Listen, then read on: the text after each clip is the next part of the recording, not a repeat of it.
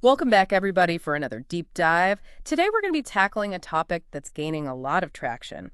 It's called Alternative Dispute Resolution, or ADR. Basically, it's all about settling legal disagreements outside the traditional courtroom, like, kind of moving away from that whole court battle thing. Yeah, exactly. It's really changing the way we think about resolving conflict, shifting the focus from, fighting it out in court to really trying to find more cooperative and flexible solutions. So it's more like a friendly fencing match than an all-out war.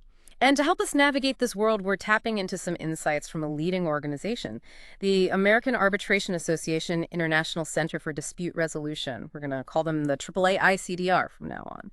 They put together this really great resource. It's full of answers to top questions that even law firms have about ADR. That's a great point. I mean, the fact that even law firms are going to the AAA ICDR for guidance, it really shows you just how mainstream ADR is becoming. It's not just this, fringe movement anymore. It's like a serious contender in the legal landscape. Okay, so let's unpack this. One thing that really jumped out at me was the speed of arbitration. Like, we're talking resolutions in under a year sometimes, while court battles can drag on for ages. Have you seen this firsthand? Absolutely. We had a case recently, a contract dispute. This thing would have taken at least 2 years to resolve in court. We went through arbitration.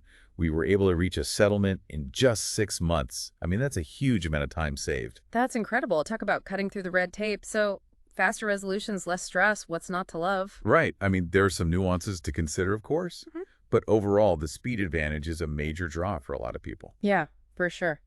Now let's dig into another key aspect, choosing your arbitrator. I was surprised to learn that there's more flexibility here than you might think. Yeah, a lot of people assume it's this really rigid process, but the AAA-ICDR highlights options beyond the traditional method, the list, strike, and rank. So it's not like picking from a preset menu. There are other ways to go about it.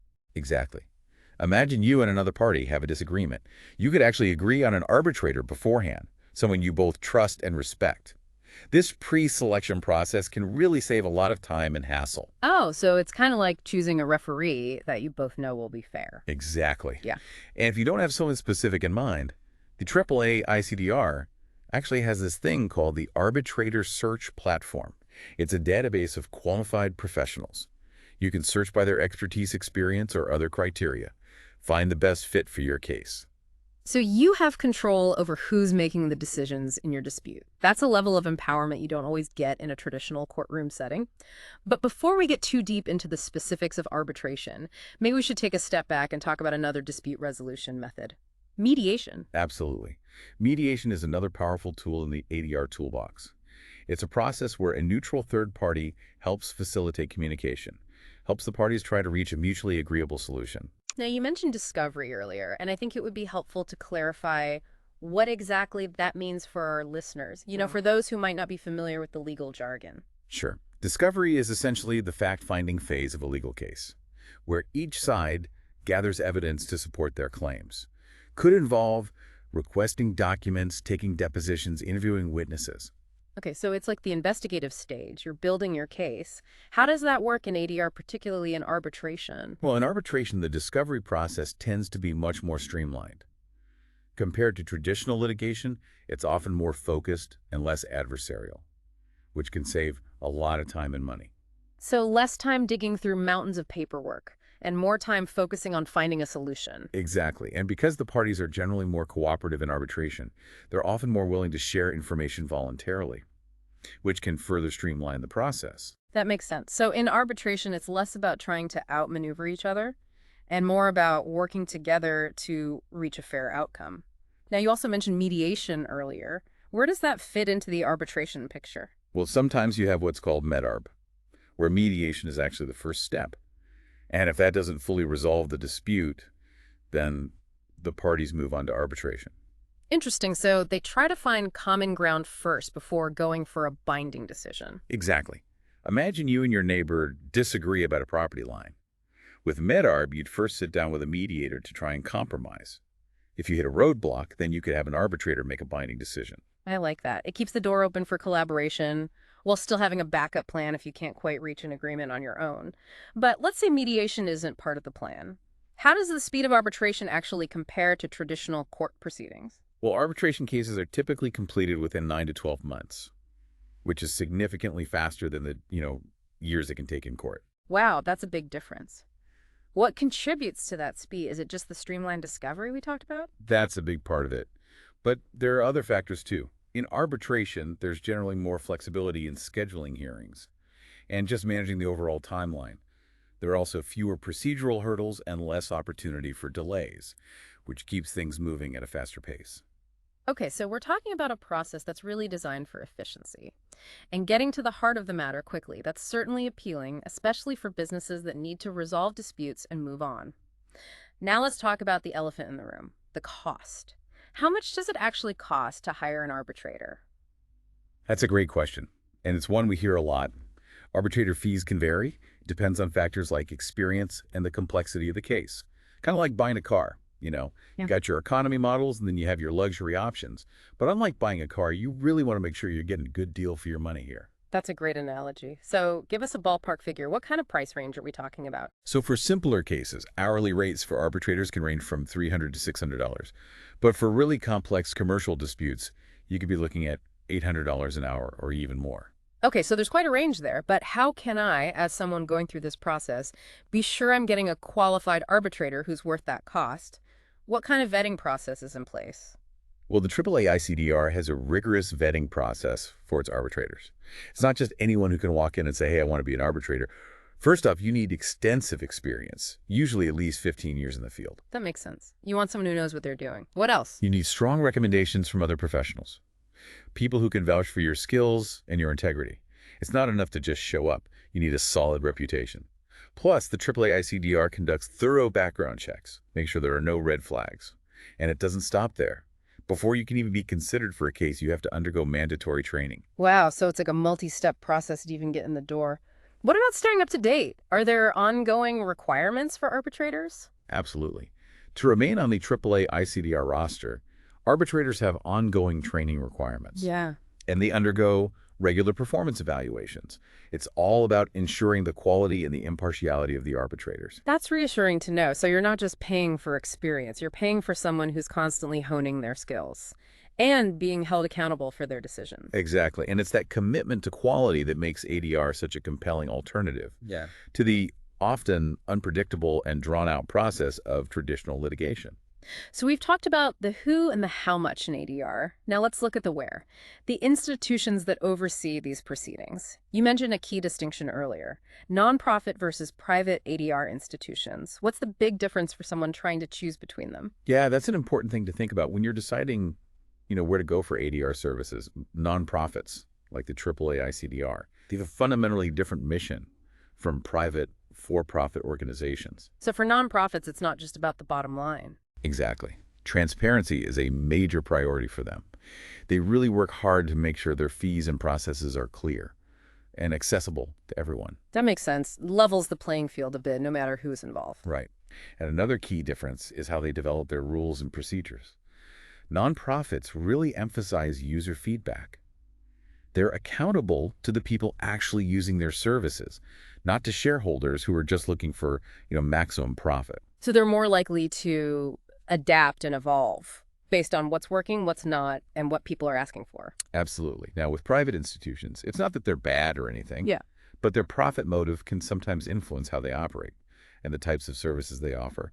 It's just essential to understand those potential differences when you're making your choice. It's like anything else. You want to do your research, make sure you're comfortable with the organization you're trusting to handle your dispute. Now let's shift gears a bit and talk about these things called arbitration agreements. Pretty crucial documents, right? What should people be paying close attention to? They are absolutely crucial. Arbitration agreements are basically contracts. They set the ground rules for how the entire process will play out, and they're legally binding so.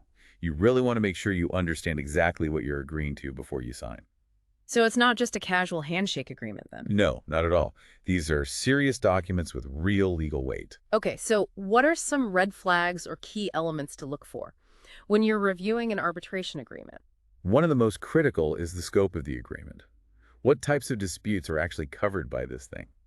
Is it for any and all disagreements? Or is it more limited, focusing on specific types of claims? Right, you don't want to be surprised down the road by finding out that something isn't included. Exactly. Another key element is how the arbitrator will be chosen. Does the agreement specify that? Will it be a single arbitrator or a panel of experts? That makes sense given our earlier conversation about different selection methods. You want to make sure you have a say in who's making those decisions. Right. And you also want to look at which rules will actually govern the arbitration process. Will it be the AAA-ICDR rules or some other set of guidelines? This can have a big impact on how the case unfolds. Okay, so we've got scope arbitrator selection and the rules governing the process. Anything else we should be watching out for? Yeah, the location of the arbitration is important, Hmm. especially if you're dealing with parties in different states or countries. This can significantly affect travel costs and just the overall logistics of the process. So it's not just about finding a neutral location. It's about practicality, making sure everyone can participate without too much burden. Exactly. And then there are things like the language of the arbitration, how costs will be allocated, and the specific provisions regarding confidentiality. Wow, there's a lot to unpack in these agreements. It Oh, seems like having an attorney review any arbitration agreement before signing is crucial. oh, I couldn't agree more. Mm. It's always best to seek legal advice. Make sure you fully understand the implications and protect your interests. Solid advice. Now, you've been very clear that ADR isn't a one-size-fits-all solution.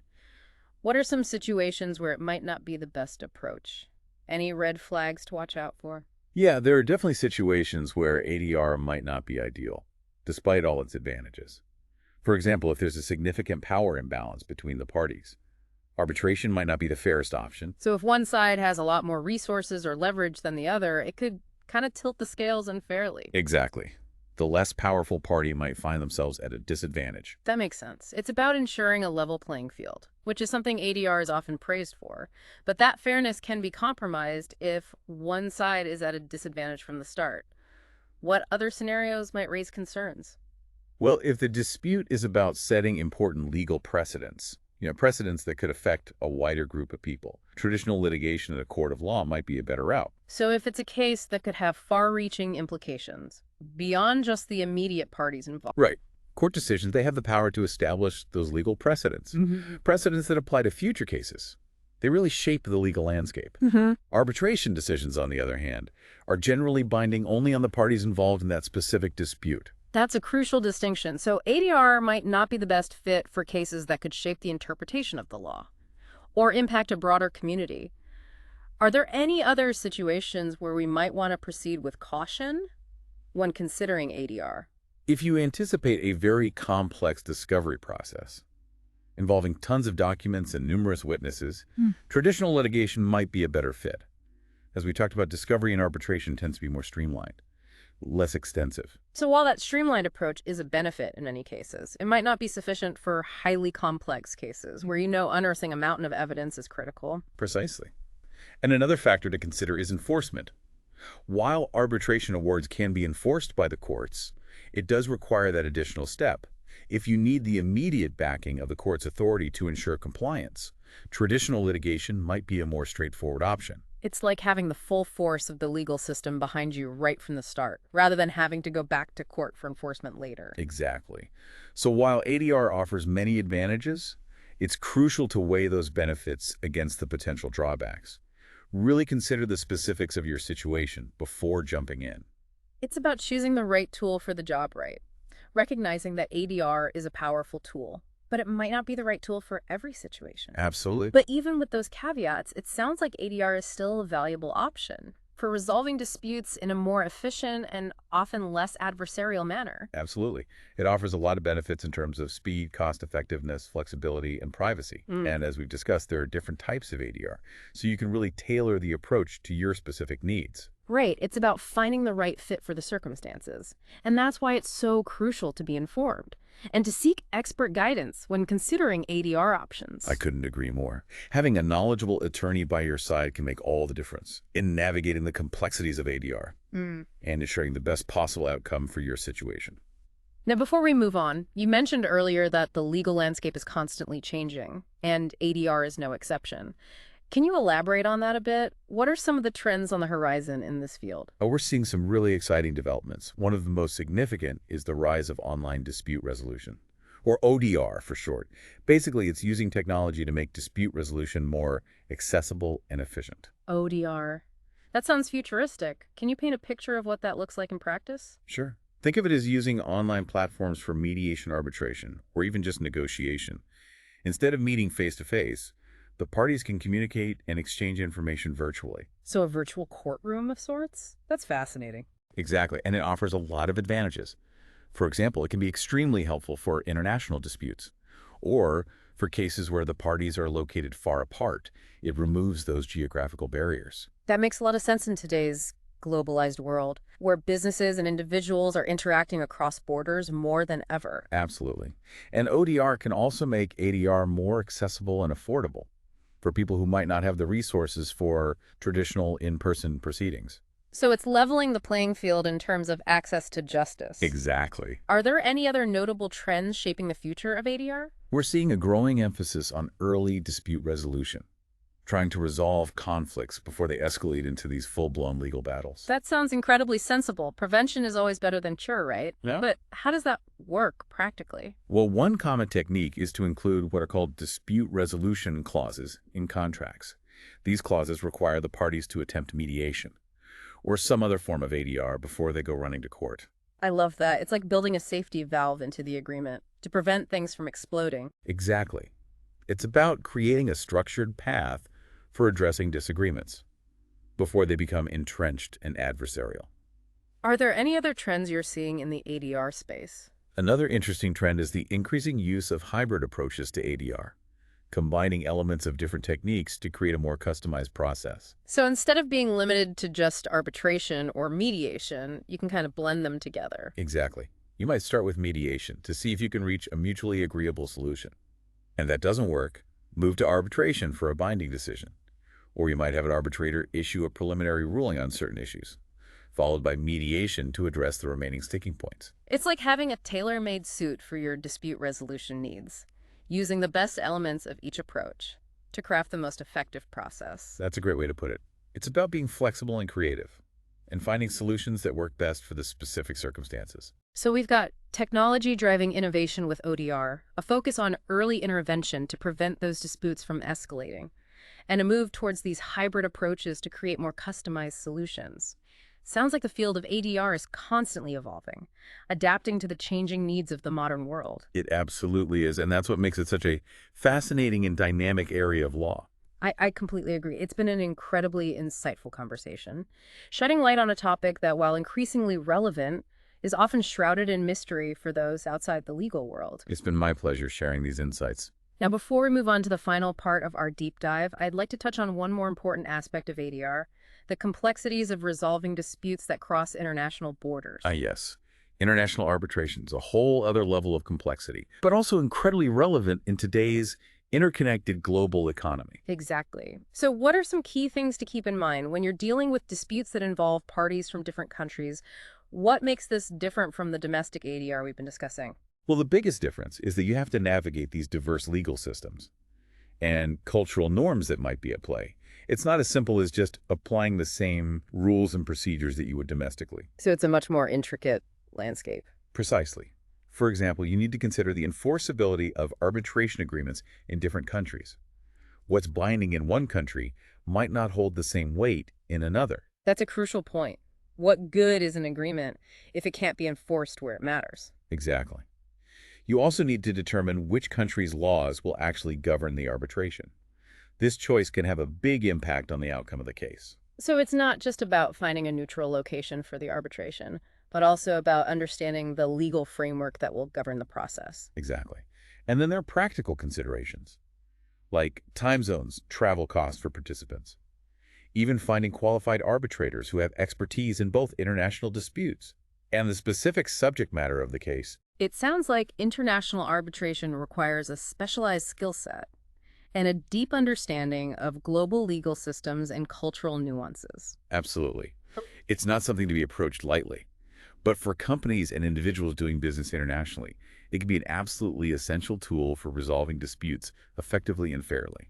So for those who find themselves navigating these complexities of a cross-border dispute, what are some key things to look for when choosing an institution to handle their international arbitration? The most crucial factor is finding an institution that has a strong reputation for neutrality and expertise in international disputes. Not all institutions are created equal in this regard.